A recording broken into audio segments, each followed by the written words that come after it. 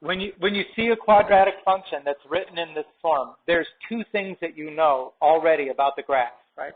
Number one, you know by the a, the coefficient of x squared, whether it's going to be one of those parabolas that opens up or opens down. If a is greater than 0, that means it opens up. If a is less than 0, that means it opens down. Okay. The plus c at the end, whatever the constant term is, that's the y-intercept.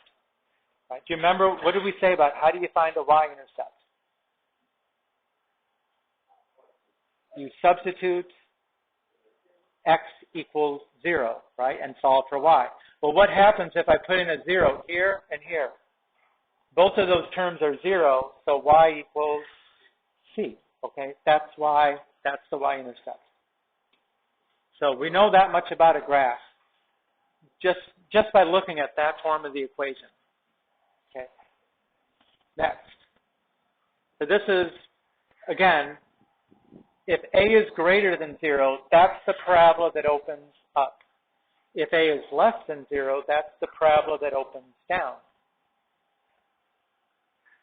Right? If a parabola opens up, then that vertex is actually the lowest point on the graph. It is a minimum. Right? If a parabola opens down, then the vertex is a maximum. It's the highest point on the graph.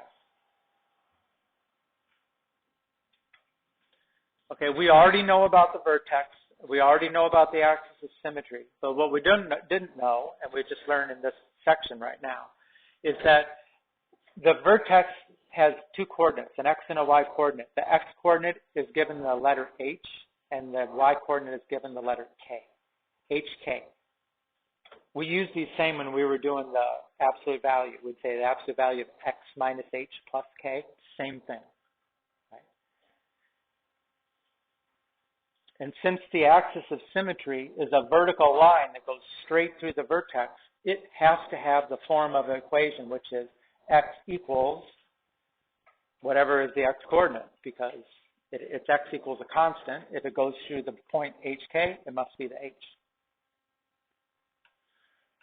Now, important here is that we have a way to calculate the x coordinate, the h. It's by this formula right here, negative b over 2a. So if you're looking at the equation in the standard form of ax squared plus bx plus c, then you know what the a, b, and c are. Use the b and the a in this formula to get the x coordinate of the vertex.